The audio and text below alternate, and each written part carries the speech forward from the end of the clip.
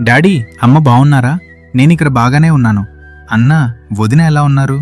లావణ్య ఎలా ఉన్నావు? పిల్లలు బావున్నారా? నిఖిల్ ఎలా ఉన్నావురా?